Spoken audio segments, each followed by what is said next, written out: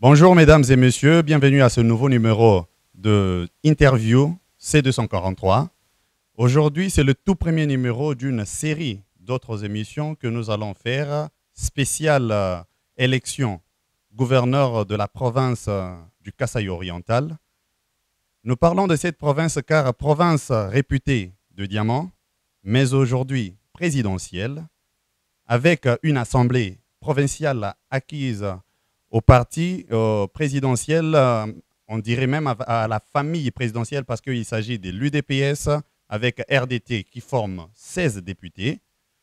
Mais cette province peine jusque-là à décoller à cause de certaines instabilités surprenantes d'ailleurs que nous remarquons des institutions jusque-là. Mais nous allons savoir c'est quoi le problème, qui pour succéder Jean Maweja à la tête de cette province. Nous parlons de Kasaï oriental avec honorable Eric Ngalola, qui est député national, élu du territoire de l'Upatapata et aujourd'hui candidat gouverneur à la succession de Jean Mouteba Maweja. Sur ce plateau, je serai assisté par mon confrère qui est juste à côté de moi, Olivier, à qui j'ai dit déjà bonjour. Olivier, bonjour à notre saluer nos très chers followers, et comme ça, nous aurons à nous adresser à notre invité du jour. Merci beaucoup, Ronald Kazadi. Vous nous suivez de partout dans le monde. Vous êtes à Kinshasa, vous êtes en Afrique, en Europe, vous êtes en Océanie. Vous suivez Chronique 143 qui a reçu pour vous pour ce numéro d'interview. C'est 243, l'honorable Eric Ilunga Ngalula, qui se porte candidat à la succession de Jean Maweja Mouteba. Merci. Bonjour, honorable Ngalula. Bonjour, mon frère. Nous sommes déjà très heureux, nous devons vous le dire, de votre réaction positive et prompte à notre invitation. Nous allons parler de cette province dont la destinée vous voulez carrément conduire. Nous allons commencer tout de suite avec d'abord votre volonté, votre ambition. Pourquoi vous vous êtes porté candidat? Merci pour la question.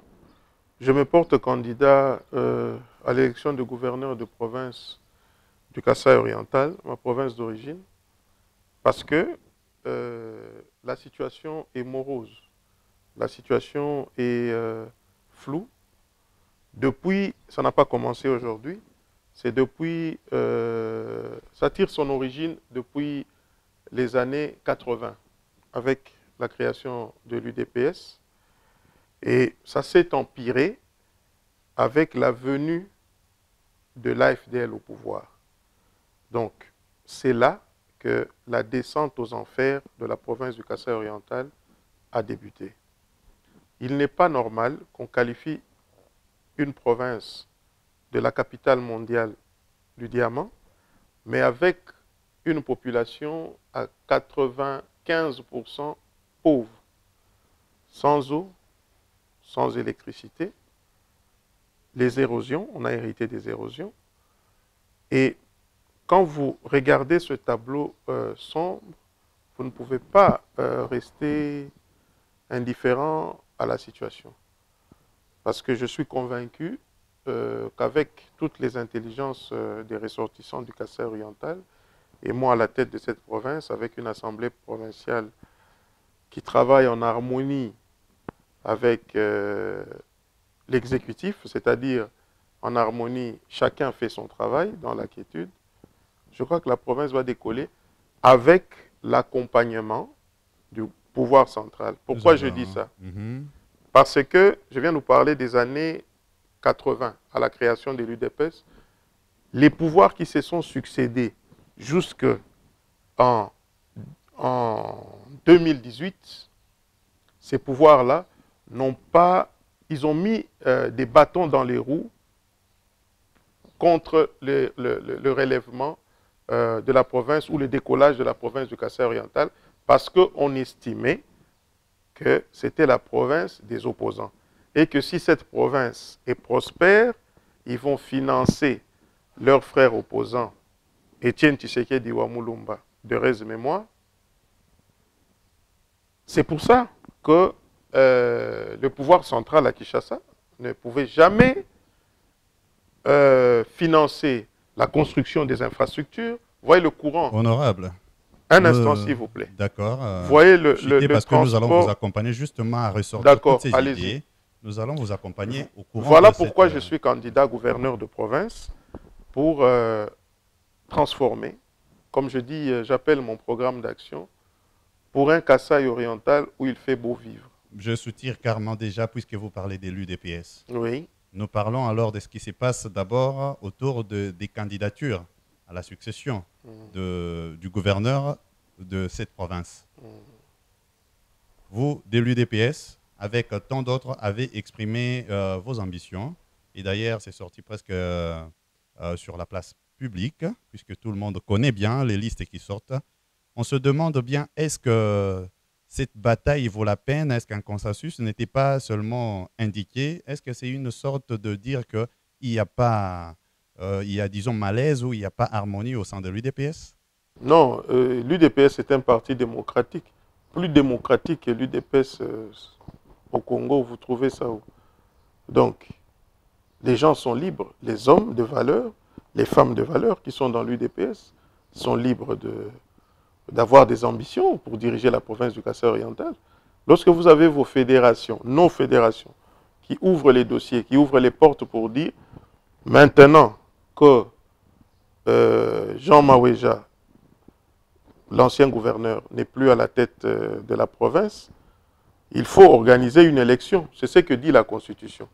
Lorsque, au cours de son mandat, un gouverneur est déchu, la CENI organise les élections. Donc, chaque parti, il n'y a pas que l'UDPS. Je sais que peut-être que l'opposition va aussi présenter un candidat, mais l'UDPS Mbujimayi, la fédération de Mbujimayi, parce qu'il faut quand même préciser là-dessus. La province du Kasaï oriental a deux fédérations. Parce que je vois des personnes qui se posent des questions. Puisque nous trouvons 9 candidats carrément. Oui, il y a la fédération rurale du Kasaï oriental, où je suis membre, qui y a en son sein les 5 territoires de la province du Kasaï oriental. Miabi, Katanda, Lupatapata, Chilenge et Kabeya Kamwanga. Ça, c'est la fédération rurale du Kasaï oriental, où je suis candidat. Il y avait 7 candidats, mais on m'a retenu, moi, et l'ancien ministre de l'Agriculture, Joseph Kassonga. Il y a la fédération de la ville de Mbujimayi, le chef-lieu de la province du Kasaï oriental, la fédération de Mbujimayi, avec 7 candidats, ils étaient 19, mais là ils sont maintenant au nombre de 7. Donc c'est ça, on a déposé nos candidatures, et selon les textes de l'UDPS, à ma connaissance, c'est la haute hiérarchie du parti et la CEP qui vont retenir un ticket, parce qu'il n'y aura pas 5-6 gouverneurs, c'est un ticket. Un candidat gouverneur et son adjoint et le vice-gouverneur. Vous donnez des fils à retordre à la hiérarchie. Vous serez prêt à accepter le verdict qui sortira de Non, ce de n'est la pas, haute c'est pas hiérarchie. question de fil à retordre. Je viens de vous dire, l'UDP, c'est un Si vous parti. devez renchérir, si vous devez renchérir sa question, vous êtes déjà honorable euh, sur cette liste de 7 personnes dans la Fédération rurale du Kassai oriental. 2 personnes seulement ont été retenues. Il y a vous, honorable, et l'ex-ministre de l'Agriculture, Joseph Kasson. Est-ce que vous pouvez nous dire qu'est-ce qui a présidé à le choix? Pourquoi est-ce qu'on a seulement retenu vous alors que vous êtes déjà honorable, mais également l'ex-ministre? Est-ce qu'il y a... Être déjà honorable, là, vous êtes dans l'exclusion. Ce n'est pas parce que j'ai été élu député national, je n'ai pas été nommé. Il n'y a pas eu une transition où on a coopté les composantes ont désigné des députés ou des sénateurs. Moi, je suis élu, je suis le deuxième meilleur élu de cette République, avec 77% des suffrages exprimés. Ce n'est pas moi qui le dis, c'est la CENI qui l'a proclamé. Allez le jour où on a publié les députés nationaux élus, le président actuel, le président sortant de la CENI l'a dit. Donc, ce n'est pas moi. Je ferme cette parenthèse. Donc, je n'ai pas été nommé, j'ai été élu. J'ai postulé. Si c'était facile, tout le monde serait élu. Donc, avec plus de 17 000 candidats. Mais vous avez été élu pour servir Au niveau de l'Assemblée nationale. D'accord. Mais Maintenant que vous voulez aller au niveau du gouvernement, est-ce que l'honorable ne vous va plus? non, Vous voulez devenir excellence? non. Je ne suis pas attaché aux choses de ce monde. Les titres, quand vous mourrez, on ne vous enterre pas comme excellence, à ma connaissance, ou comme honorable. Je suis candidat gouverneur parce que, à l'introduction, je vous ai dit la situation du Kassai oriental aujourd'hui ne me laisse pas indifférent. C'est pour ça, pour participer à son décollage, ce n'est pas en étant député, ce n'est pas en dénonçant, ce n'est pas en proposant des lois, c'est en dirigeant la province, en étant représentant du chef de l'État, en portant sa vision, parce que je sais que comme dans toutes les autres provinces en République démocratique du Congo, au Kassai oriental, le président a une vision claire. J'ai eu à échanger de temps en temps avec lui sur ça, depuis l'opposition, et je sais ce qu'il attend de cette province et de ce pays. Donc j'ai une vision claire quand je vais. Je ne vais pas là-bas avec comme objectif d'être élu gouverneur pour montrer aux gens que je suis gouverneur. Non, c'est ça qui n'a pas fait. Que vous sentez déjà. Si jamais votre nom était écarté au niveau de la hiérarchie. Ça, c'est ma foi. Je me sens, c'est mon droit et c'est mon rêve. Je rêve dans mon monde et je sais, je suis convaincu, je suis candidat. Vous pensez que je vais vous dire que je ne passerai pas. Mais si ce n'est pas moi qui suis retenu comme candidat de l'UDPS ou de l'Union sacrée, disons ça comme ça, je m'incline automatiquement à soutenir le candidat, femme ou homme, qui sera désigné comme candidat. Mais je vais dire quelque chose. C'est important ce que je vais dire parce que moi, je suis un démocrate. Et on a eu à soutenir l'ancien gouverneur qui est parti, Jean-Marie Mouteba. Les sons sont là, les images sont là, les vidéos sont là, gratuitement. Je ne dis pas qu'il fallait qu'on donne l'argent, mais c'est pour vous dire, je suis démocrate, on l'a fait. Vous avez parlé à l'introduction, comme vous l'avez dit. Et j'espère, excusez-moi, j'espère que les autres feront la même chose. Oui, nous l'espérons de vous aussi, comme vous l'avez déjà promis. Absolument, parce que j'ai eu à le faire, je l'ai fait. À l'introduction, vous avez justement essayé de brosser aussi cet état des lieux. Mais cet état des lieux qui nous sort un visage très sombre de cette province est quand même aussi surprenant parce que depuis toujours à la tête de cette province, on dirait que c'est toujours le fils de cette province qui ont tenu la destinée de cette province. Pourquoi ça n'a jamais marché et vous maintenant étant encore de la même couleur qu'eux, qu'est-ce qui peut rassurer les gens aujourd'hui que vous en venant, ça sera différent puisqu'il y a toujours eu les fils maison, il y a toujours eu les fils de la province. Merci pour cette question, elle est fondamentale, elle est pertinente. Il y a une nuance. Hein. Je vous entends me dire que c'est nos frères qui ont dirigé la province, mais dans quel contexte? En 79, ça c'est un petit rappel d'histoire. En 79, 80, 78, 79, 80, il y a eu le massacre de Katekelai. Des Crézeurs ont été tués parce qu'ils manifestaient. Et le patriarche Etienne Tshisekedi, d'heureuse mémoire, avec certains de ses collègues, ont dénoncé ça. À partir de là, s'en est suivi la création de l'UDPS. La province du Kasaï oriental était déjà mal vue par le pouvoir central. Je peux vous renchérir, vous continuez. Oui. C'est-à-dire, quand vous parlez du Sphinx, comme on l'appelait, Etienne Tshisekedi, d'heureuse mémoire, qui aurait dénoncé avec les autres, mais on dirait qu'il n'avait pas dénoncé ça qu'avec les ressortissants du Kasaï. Peu importe. Mais pourquoi ça serait seulement le Kasaï qui serait non, mais parce visé après que... ça? Oh, mais comment, mon frère, vous êtes de cette génération. Le leader charismatique dans ce pays, c'est qui? Qui était le leader charismatique et qui reste dans la mémoire des Congolais comme celui qui nous a ouvert les yeux? C'est Tshisekedi, non? Alors, continuez à votre rappel d'histoire. Merci. Sur à partir de là, sous Mobutu, la province était déjà vue d'un mauvais œil par le pouvoir central. Mais ça allait parce que la ville de Mbujimaï a été construite par des personnes comme vous et moi, des entrepreneurs, des commerçants. Cette ville-là était une ville diamantifère, il n'y avait rien à part la ville Miba. Mais le problème est que quand Kabila arrive, Laurent Désiré Kabila, il arrive au pouvoir, ici je vous donne une petite information, peut-être que vous la connaissez, il trouve 400 000 carats de diamants avec le patriarche Jonas Mukamba, Kadia Tanzemba, qui dirigeait la Miba. Il arrive, il trouve 3,5 millions en cash, en banque, et 400 000 carats. Il les prend d'abord. Vous voyez déjà, ça, c'est quel genre de pratique ça? Quand on arrive, Mobutu ne l'avait pas fait. Sous Mobutu, ce n'était pas le paradis, qu'on ne sorte pas mes mots de leur contexte. Je ne dis pas que sous Mobutu, c'était le paradis au Kasaï oriental. Je dis que sous Mobutu, les choses allaient encore mieux. Mais quand Kabila arrive, je vous ai dit ce qui se passe avec Jonas Mukamba, et il y a la guerre de 98 qui arrive, de l'Est, quand les Rwandais viennent. L'Amiba, vous savez qu'à l'époque, la Gécamine était par terre. Donc on ne va pas nous dire que la Gécamine qui donnait l'argent. C'est l'Amiba. C'était la vache à lait du gouvernement de Laurent Désiré Kabila. Tous les diamants qui étaient produits, vendus, on prenait cet argent. Il y a un nom qui m'échappe, il y avait un sujet étranger qui avait l'exclusivité de l'achat des colis de l'Amiba à l'époque. Il y avait un comptoir, Idi, ça s'appelait Idi, parce que je me rappelle encore, c'était en ville, quelque part en ville, derrière, près de là où était l'ambassade de Belgique, à côté là. Alors, tout était vendu et on donnait à l'effort de guerre.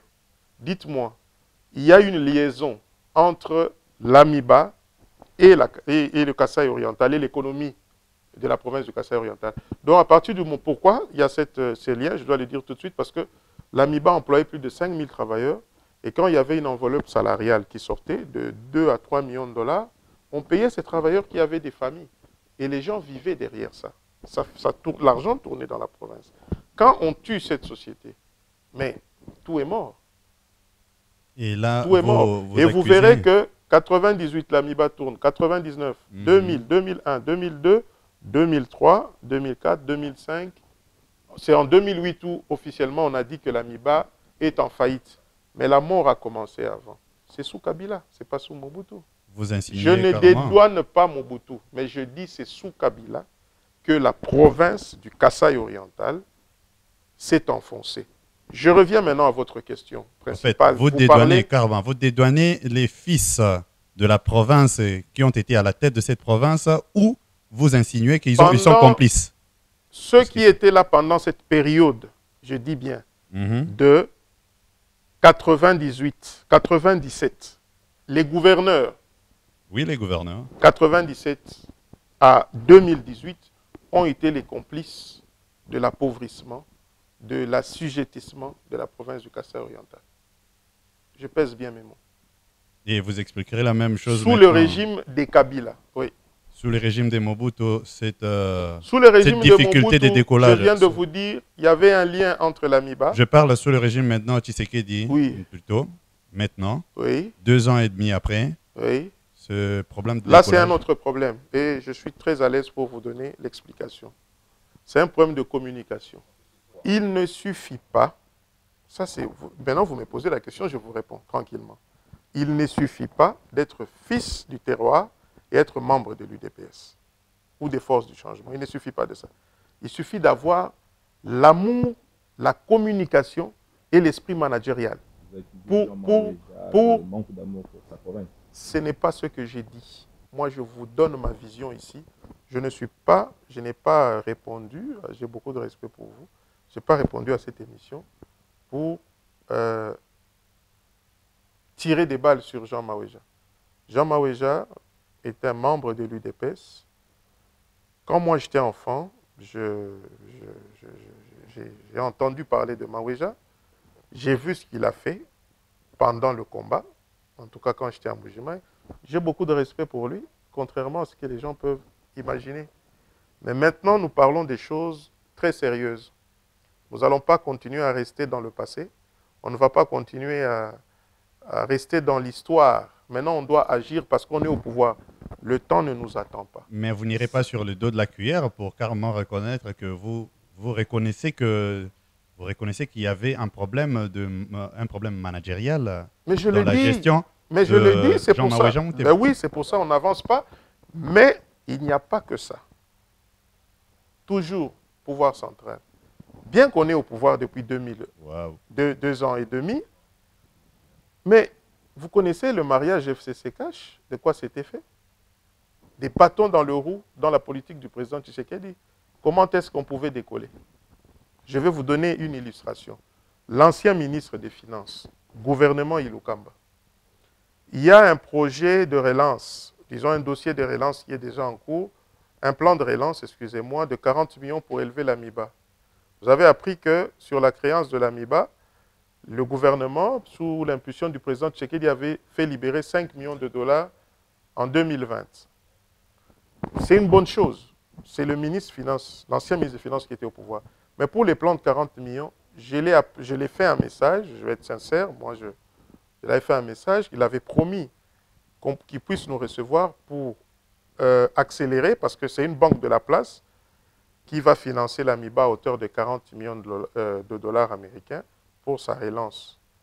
Mais c'est resté lettre morte, parce que le ministre disait qu'il y a des conditions, on va entrer en programme avec le Fonds monétaire international et la Banque mondiale, donc il y a des conditions, et porter des garanties comme ça pour obtenir un crédit pour une société où l'État est majoritaire, ça ne va pas favoriser ce programme. Justement, puisque vous avez accusé la gestion de Laurent Désiré Kabila, mais également la gestion de Kabila fils. Oui. Maintenant que vous avez la majorité parlementaire, donc avec l'Union sacrée, vous avez l'ambition de devenir gouverneur. Oui. Nous, honorables, dites au peuple kassaïen qui vous regarde. Oui. Comment pensez-vous relancer effectivement l'AMIBA? Déjà, je vais vous dire, hein, donc maintenant qu'il y a l'Union sacrée, je vous parlais du blocage avec FCC Cash. Maintenant qu'il y a l'Union sacrée, ce dossier avance très bien. Parce que moi, je suis député national. Je ne me limite pas aux les on-dit. Voilà. Donc j'ai approché le comité de gestion de l'AMIBA, son directeur général, M. Paulin Lukusa, son bureau est ouvert à tout le monde. Hein. Si vous avez des questions à poser, il vous reçoit. Il est en ville, sur l'avenue Pumbu, où se trouve le siège de l'AMIBA.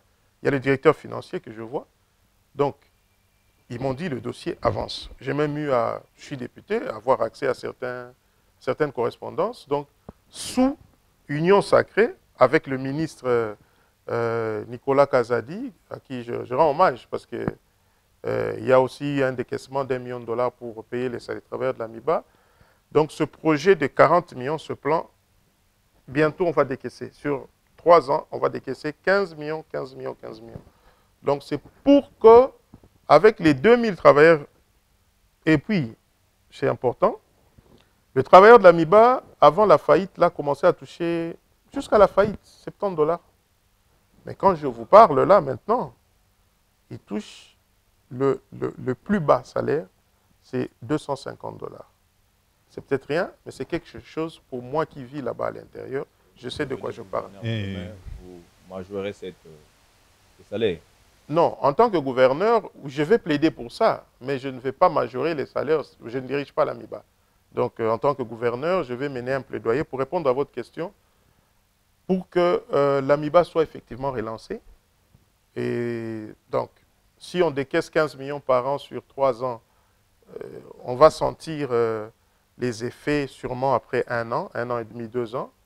Et à partir de là, je donnerai des conseils au comité de l'AMIBA, même au pouvoir central, qu'on ouvre l'actionnariat, au ministère du portefeuille, à l'actionnariat de l'AMIBA aux investissements étrangers. Mais on ne peut pas attendre que ça, parce qu'il y a un peuple qui dépend directement de l'AMIBA, et on ne peut pas attendre que des milliards viennent pour que la société soit relancée.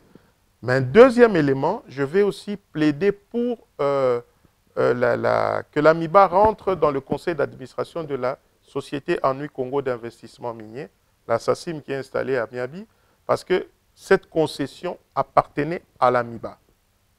C'est un dossier que je connais, que je suis de près, et je vais vous faire une révélation. Je ne sais pas parce que vous êtes 243 ou quoi, mais la vision du chef de l'État sur ce dossier est claire.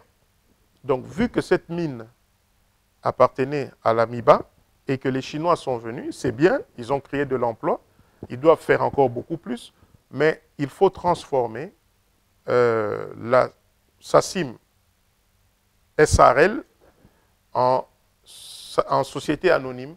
Comme ça, il y aura un conseil d'administration et l'AMIBA va siéger là-dedans.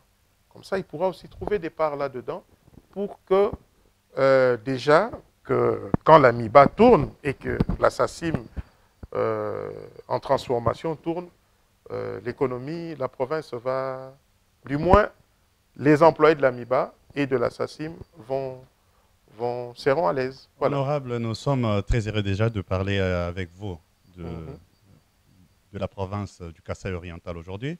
Je rappelle à nos très chers internautes et followers que vous êtes en train de suivre l'émission Interview C243 et dans une série d'émissions spéciales élection au gouverneur du Kasaï oriental. Donc, honorable, nous avons, le temps n'est pas trop notre allié sur le plateau, donc nous allons maintenant attaquer le fond peut-être de votre vision.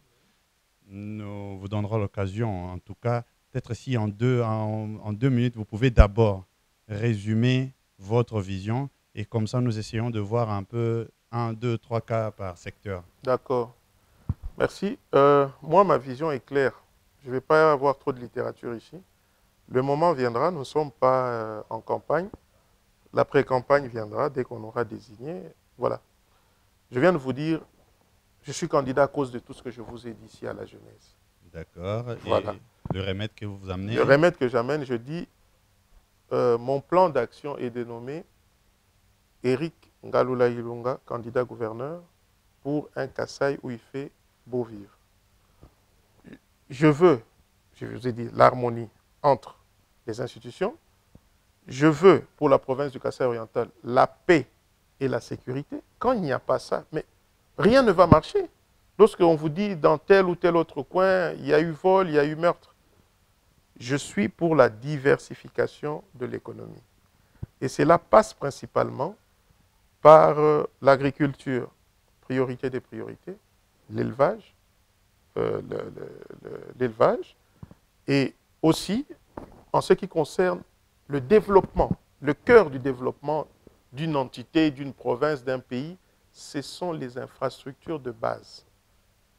L'électricité, le courant, donc l'énergie, les routes urbaines dans la ville, mais aussi les routes de desserte agricole.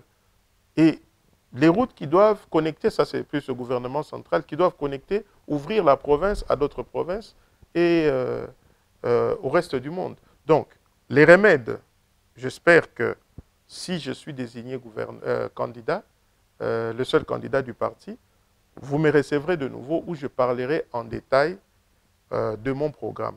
Mais là, je vous donne juste les axes prioritaires pour que vous sachiez quelle image, quelle vision j'ai pour la province.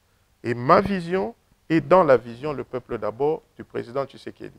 C'est pour ça que j'appelle, je dis, un Kasaï oriental où il fait beau vivre. Alors, avec les axes que vous brossez, de manière peut-être Oui. Superficielle Oui. Et réconcilier les fils et les filles du Kasaï oriental. D'accord, on commence même par le premier remède que vous avez aussi cité, l'harmonie entre les institutions. Il s'observe aujourd'hui une sorte d'antagonisme entre les pouvoirs législatifs et le pouvoir exécutif, tous provinciaux. Il s'observe quand même cet antagonisme dans les chefs de deux. Alors vous aujourd'hui, vous vous sentez à l'abri qu'une fois vous arrivez, que vous pouvez encore demeurer sans que vous ayez ces pétitions ou ces mentions intempestives. Qu'est-ce que vous allez apporter comme solution pour qu'il y ait harmonie et idylle entre vous et l'Assemblée provinciale? Le problème, c'est d'abord que chacun doit faire son travail. Tout doit commencer par là. L'exécutif est là pour travailler pour le bien-être de la population. Et la première institution des provinces, c'est l'Assemblée provinciale. Elle est là pour contrôler, légiférer. Je crois qu'à partir de là, en deuxième position, moi j'aime parler franchement. Je sais que l'émotion fantaisiste existe, mais les députés provinciaux au Kasaï oriental, pour la plupart disent que, et c'est normal, parce que je prends un exemple entre parenthèses du président. Vous avez suivi à la chaîne nationale et dans une grande radio de la place, lorsqu'il y a eu cette polémique inutile, puérile, que voilà, on achète des véhicules aux députés, le président a dit, mais est-ce qu'un député, c'est un honorable, il va arriver à l'Assemblée nationale avec une moto, avec un vélo? Non, c'est normal qu'il arrive en véhicule. Et il a même dit que ça ne s'arrêterait pas là, qu'il y a un budget, qu'il y aura un budget pour accompagner les députés lorsqu'ils rentrent dans leur base électorale pour financer des projets à impact visible. Donc je reviens en province pour dire qu'il est tout à fait normal que tout en se mettant au travail pour le peuple d'abord, de prendre soin de leurs représentants quand même, les députés provinciaux. Ce sont les élus légitimes de la population de la province du Kasaï oriental. Donc quand je dis les mettre à l'aise, c'est avoir des bons émoluments. Pourquoi pas avoir des moyens de transport? C'est très important. Je sens que nous serons obligés de revenir quand vous serez, en tout cas avec bénédiction, nous vous le souhaitons bien, quand vous serez choisi ou désigné comme candidat du parti. En ce moment-là, nous pourrons parler encore en profondeur. De mon programme, oui. Voilà. Oui. Le temps file. Nous aimerions bien parler encore de 2 questions de plus. Oui. Parlons de la diversification de l'économie et de la jeunesse du Kasaï. En parlant de la diversification de l'économie, qu'entendez-vous par là? Que voyez-vous pour Kasaï oriental? Pour le Kasaï oriental, vous savez, le diamant est épuisable. Hein. Ça va se terminer un jour. Mais le président de la République a dit au début de son mandat qu'il faut la revanche du sol sur le sous-sol. Et tout part des conditions que je viens de vous dire.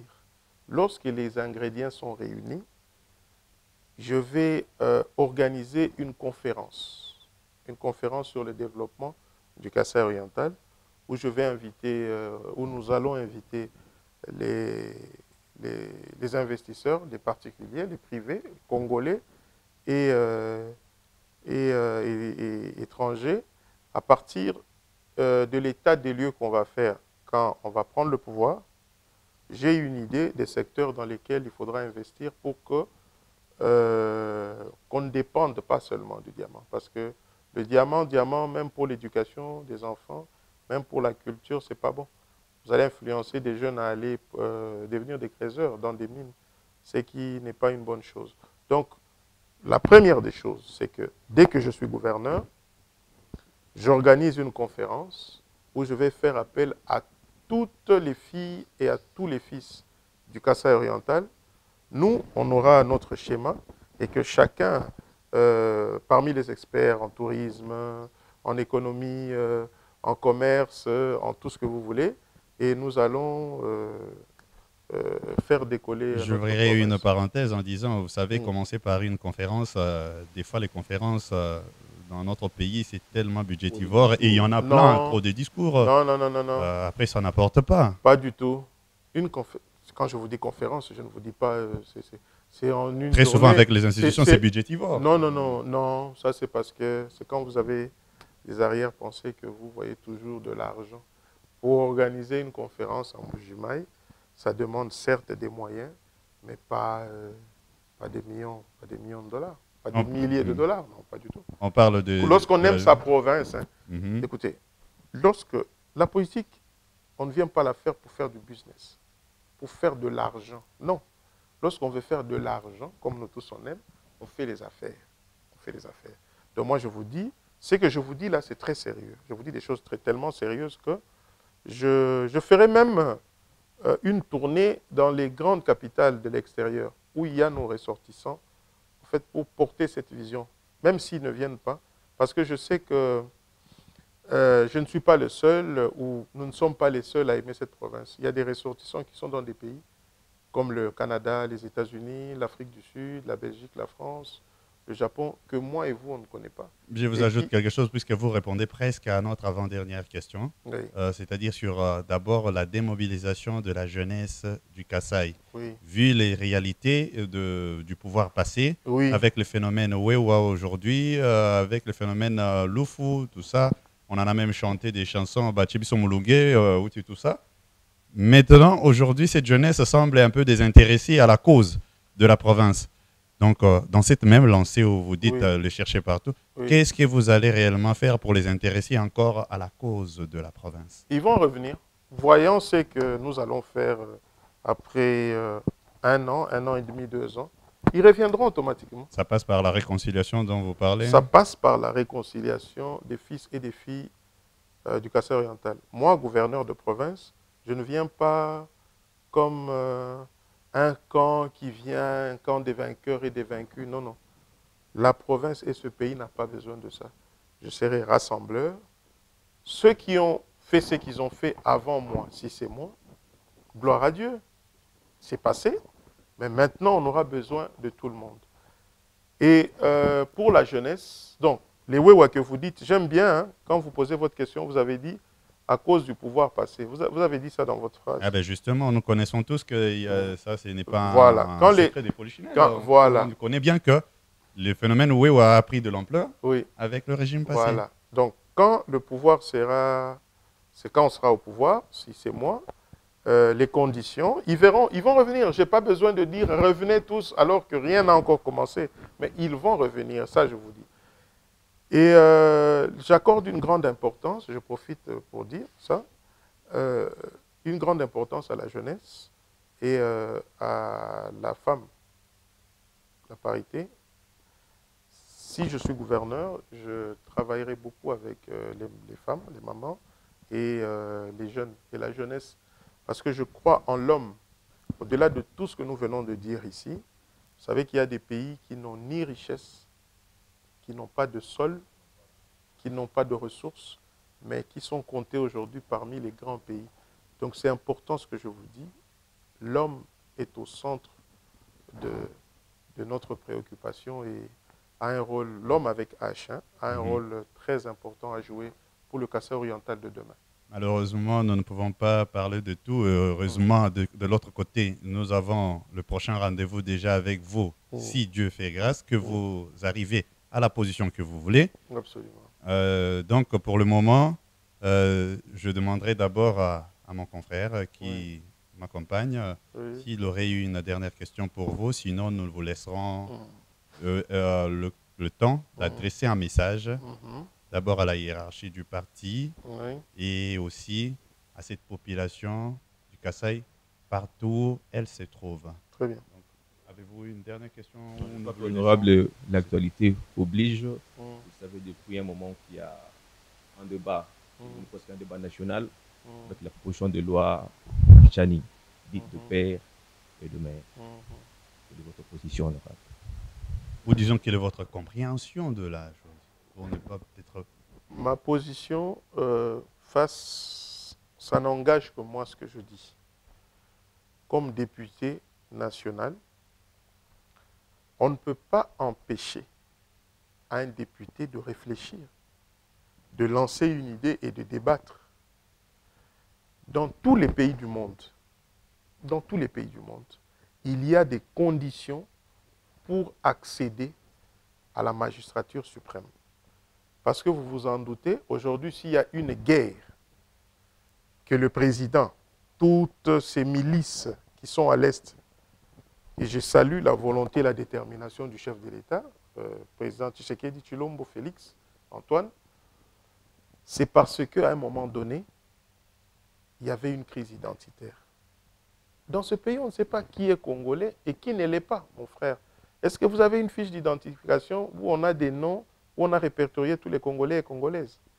Alors, pour protéger les richesses que nous avons dans notre sous-sol, qui nous cherchent les attaques, les appétits gloutons, parfois de nos frères et des étrangers, il faut sécuriser certaines fonctions, dont la présidence de la République, dont la présidence du Sénat. Parce que vous savez que dans notre Constitution, selon cette Constitution actuelle, lorsque le président est définitivement empêché, c'est le président du Sénat qui prend. Alors, ce n'est pas des sujets qu'il faut prendre à la légère. Moi, je vous parle franchement. Moi, je vous dis que nous réfléchissons. Et c'est une procédure lorsqu'on dépose une proposition de loi qui doit suivre son cours. On ne va pas commencer à s'agiter, à écrire des tweets. C'est quand même notre pays. Ce n'est pas un problème de congolité. Même des intellectuels de haut niveau parlent de congolité. Mais qui a parlé de discrimination? Qui a parlé de congolité en ce moment? Aux États-Unis, pour être chef de l'État, président de la République, il faut être né sur le sol congolais. Même si c'est des étrangers, tes parents, mais tu dois être né sur le sol congolais. C'est comme ça que vous voyez des acteurs comme Arnold Schwarzenegger, qui a été gouverneur, il a été tout, mais il ne peut pas être président. Vous savez que dans la constitution de ce pays, il est dit qu'avant 29 ans, on ne peut pas être candidat. Avant 30 ans. Vous le savez. C'est une discrimination. C'est des conditions, c'est des critères. Et je vais plus loin que ça. Ce n'est pas un problème de soutenir la loi Tchani. C'est un problème de bon sens que nous puissions léguer à la génération future les 2 345 000 km² qu'on nous a laissés, nous, par nos pères fondateurs, par Etienne Tshisekedi, par Mobutu Sese Seko, parce qu'on peut dire tout ce qu'on veut de lui, c'était le père de l'unité nationale. Donc, le débat doit continuer et une proposition de loi, quand elle arrive, elle va au bureau d'études. Après, ça va remonter dans la conférence des présidents pour savoir si on va l'aligner en plénière. Exactement. Donc, toute cette agitation-là, on ne peut pas prendre ce pays en otage pour un seul individu parce qu'il donne de l'argent aux gens, parce qu'il est populaire dans le football ou quoi. Je n'ai rien contre qui que ce soit, mais on prend le débat par certains Congolais, certains de nos frères, on l'amène sur une seule personne. Pourquoi, si je clôture par là, pourquoi les Congolais de couleur là, parce que c'est ça, hein, il y a un mot là que quelqu'un a sorti, Demi-Dakar. Demi-Dakar. Pourquoi les noms Demi-Dakar ne sont pas agités? Vous comprenez ma question? Même donc, étant 50-50, mais ils ne sont pas agités. Ils ne sont pas agités. Dites-moi, vous êtes dans la presse, vous êtes bien informés, vous êtes des journalistes d'investigation. Aucun nom Dakar, pour employer leur terme, aucun nom Dakar n'est agité. Mais on voit un seul camp qui est très agité. Et je suis pour la révision de la Constitution. En cette matière. En cette matière, voilà.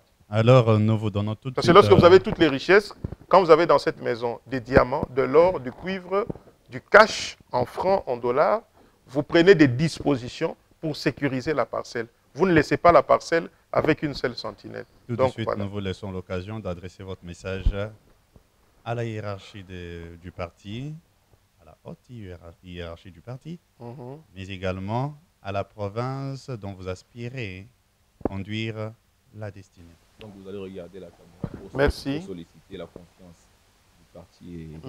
Merci beaucoup. Voilà, je pense que l'UDPS a produit le président de la République, qui est en fonction aujourd'hui. C'est un fils UDPS qui fait notre fierté, je suis convaincu. Et maintenant, le président de l'UDPS, le président intérimaire, qui est le premier vice-président de l'Assemblée nationale, l'honorable Jean-Marc Akabound, aura l'occasion de me suivre, et le secrétaire général, Augustin Kabouya. Je suis candidat aux primaires de la désignation d'un candidat gouverneur dans la province du Kasaï oriental. La fédération a désigné, les deux fédérations de la province ont désigné un certain nombre de candidats. J'espère que dans les critères pour retenir un seul candidat, j'espère que j'aurai la chance d'avoir la confiance et l'investiture du parti. Si ce n'est pas le cas, comme je l'ai fait aux élections des gouverneurs de 2019, je me plierai démocratiquement, avec fair play, à la décision du parti et je soutiendrai le candidat que le parti aura désigné. Au peuple kassaïen. Au peuple kassaïen, je ne viens pas avec la baguette magique. C'est pour ça, si vous suivez cette émission, je n'ai pas évoqué des chiffres ici, des montants sans pour autant être pragmatique à la situation. Mais je vous rassure que j'ai un esprit managérial, on communiquera, je serai ouvert et il n'y aura pas ces instabilités institutionnelles comme on le voit, comme on l'a vu et comme on le voit dans d'autres provinces, ce qui fera que le Kasaï oriental sera un Kasaï oriental où il fait beau vivre. Je vous remercie. Merci, honorable, et merci, mon très cher confrère Olivier. Merci Arnold. Et donc, à nos followers et très chers internautes, tous ceux qui nous suivent de partout dans le monde, nous vous remercions pour rester scotchés à ce numéro. Nous vous prévenons qu'il y en aura d'autres numéros. C'est une série des émissions spéciales élections gouverneur de Kasaï oriental. En attendant, nous vous demandons de vous abonner encore dans notre chaîne pour rester toujours en alerte des nouvelles émissions et de nouveaux numéros de nos émissions, mais également appuyer sur la cloche, activer la cloche et aimer si telle ou telle parole ou telle autre parole de l'honorable ou de notre part vous aurait plu. Faites signe, aimez, et nous vous disons à la prochaine. Merci, honorable. Je vous remercie, c'est moi.